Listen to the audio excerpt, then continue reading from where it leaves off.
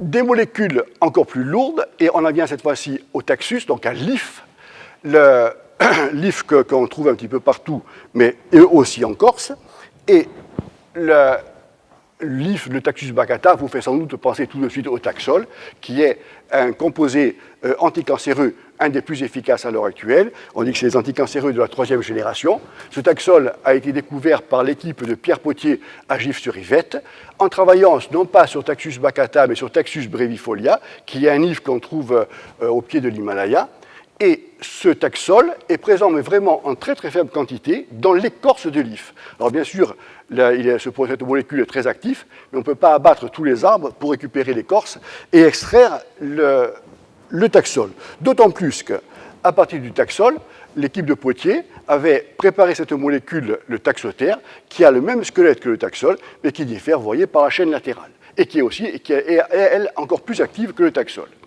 Mais heureusement pour nous et grâce à eux, eh bien, c'est toujours l'équipe de Potier qui a observé que dans le Taxus baccata, cette fois-ci, dans l'IF, eh bien, on pouvait trouver cette molécule-là, qui est une bacatine, cette fois-ci, non pas dans l'écorce, mais dans les feuilles, et à une teneur à peu près 10 fois plus importante que le taxol lui-même.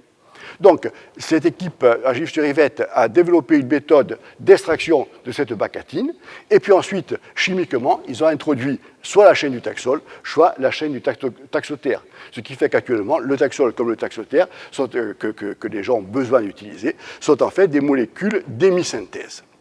Alors, comme nous avons des IF en Corse, nous sommes demandé si par hasard on pouvait trouver de la bacatine dans l'IF que nous avons ici. Et bien sûr, on pouvait reprendre les manips faites par Potier, mais ces manips sont extrêmement longues. Potier partait sur des quantités énormes de matière végétale et des quantités énormes de solvants pour pouvoir faire l'extraction. Et donc, on s'est demandé si en utilisant l'ARMN analytique, eh bien, on pouvait aller plus vite et voir si on pouvait trouver des molécules présentes dans les IF. Donc, on a pris les îles LIF qu'on avait ici, on a fait différents types d'extraction de Potier, Génisquin, Serrao, et on a obtenu ainsi différents extraits. Ces extraits, on les a chromatographiés, mais de manière extrêmement rapide, et puis les fractions de chromatographie, on les a analysées par RMN, et à partir de cette analyse, nous avons pu identifier des molécules que vous avez ici. Donc en fait, vous voyez que ce sont des molécules qui ont le squelette du taxane. On a identifié une vingtaine de molécules de ce type-là, appartenant toutes à la famille du taxane, mais avec des chaînes latérales et des substituants différents. Et malgré la similitude des squelettes, eh bien, on a pu identifier ces molécules dans les fractions de chromatographie. Alors, dans ce travail-là qui a été mené en partie par Mathieu Paul et qui va soutenir sa thèse à la fin du mois, il y a un aspect très positif, c'est qu'on est capable d'analyser les taxanes et les taxoïdes beaucoup plus rapidement que ce ne pouvait être fait par les méthodes conventionnelles. Et puis il y a un point, je ne dirais pas un point négatif, mais il y a un petit regret quand même, c'est qu'on n'a pas trouvé dans le livre de Corse la bacatine. Alors ça ne veut pas dire qu'elle n'y est pas, puis peut-être qu'on la trouvera un jour dans d'autres conditions ou dans d'autres arbres. Affaire à suivre. Alors maintenant, pour changer un petit peu de registre, toujours en utilisant l'ARMN, vous voyez qu'on a pu avoir une information sur les diglycérides et triglycérides présents dans la farine de châtaigne, et également des informations sur l'huile d'olive, non seulement au niveau des triglycérides que vous voyez ici, mais qui sont bien connus, mais également au niveau du squalène, qui est cette molécule qui a ces petits pics-là. Là, on a des triglycérides. Le squalène, c'est un terpène. Et ce squalène, ce qui est intéressant, c'est que c'est un marqueur de l'huile d'olive vierge extra. C'est-à-dire que c'est un moyen de contrôler que l'huile d'olive que l'on utilise est vraiment une huile d'olive vierge extra, si telle est l'indication qui est portée sur l'étiquette.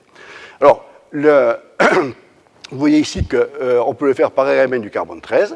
Ça se fait bien, mais c'est assez long. Et c'est pour ça que tout récemment, on a développé une méthode basée cette fois-ci sur l'ARMN, non pas du carbone, mais de l'hydrogène, et qui permet de connaître la présence, de vérifier la présence de squalène et de faire sa quantification en quelques minutes en utilisant cette RMN de l'hydrogène. Et c'est mademoiselle Anne-Marie Nam qui travaille sur cette huile d'olive. Quelques mots maintenant, on va passer à la variabilité chimique. Alors, variabilité chimique intraspécifique, qu'est-ce que ça veut dire? Bien, quand on a des plantes de différentes espèces. On comprend aisément qu'elles contiennent des métabolites différents. Quand on a des sous-espèces, bien nous l'avons vu avec les menthes, on comprend aussi qu'il y ait des métabolites secondaires différents selon la sous-espèce. Mais il arrive des cas où on a des compositions, des huiles essentielles de compositions différentes avec la même espèce botanique. Et c'est le cas, ce qu'on avait déjà vu avec le romarin. Et on va voir maintenant quelques exemples complémentaires. Bien, ici, ce sont des thym d'Algérie sur lesquels nous avons travaillé avec les collègues algériennes. Et ces thym d'Algérie contiennent cette molécule qui est le carvacrol, isomère du thymol. Donc en fait, c'est cette molécule qui induit l'activité antibactérienne de l'huile essentielle du thym.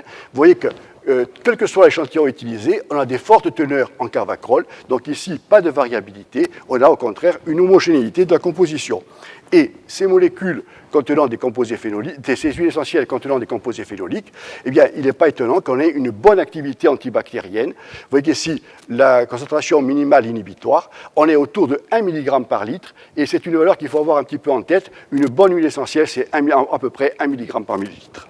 Donc, on va garder cette référence en mémoire. Et puis on passe à l'herbe à barolle, donc le thym que l'on a qui pousse à l'état spontané en Corse.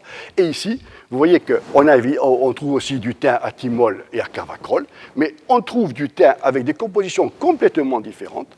On a en fait observé la présence sur le territoire corse de 8 types chimiques.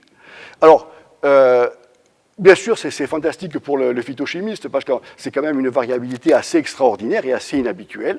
Par contre, ce n'est pas forcément un bien pour les producteurs, enfin pour les gens qui recherchent de l'huile essentielle.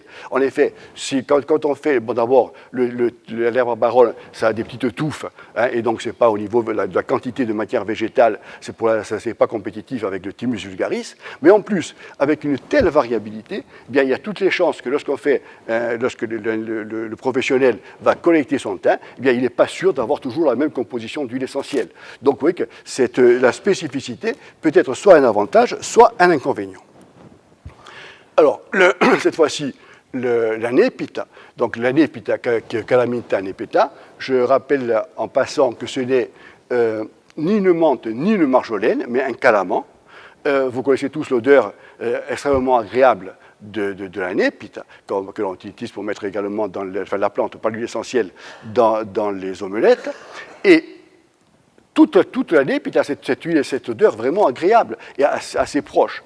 Bon, malgré ça, on a trouvé des compositions très différentes, 3 compositions, mais vous voyez que ces molécules sont très proches, donc elles ont en fait une odeur qui est des odeurs proches, et donc on n'observe pas au nez, je dirais, des variations vraiment importantes sur l'aspect olfactif.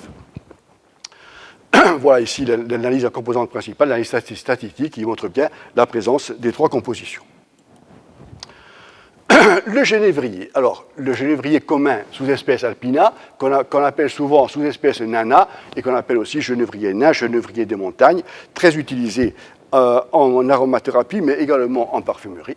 Et là aussi, nous avons fait un très gros échantillonnage, et quand on regarde l'analyse statistique, on a l'impression qu'il y a 2 groupes. En fait, il y a effectivement 2 groupes, mais on devrait plutôt dire qu'il y a un groupe extrêmement important et puis quelques échantillons atypiques. Alors là, par contre, c'est très intéressant pour les producteurs d'huile essentielle, puisque quel que soit l'endroit où ils récoltent leur genévrier, eh bien, ils vont toujours retomber sur une composition qui va ressembler à ceci, avec des composés comme l'acétate qui est là, qui donne cette odeur agréable du genévrier.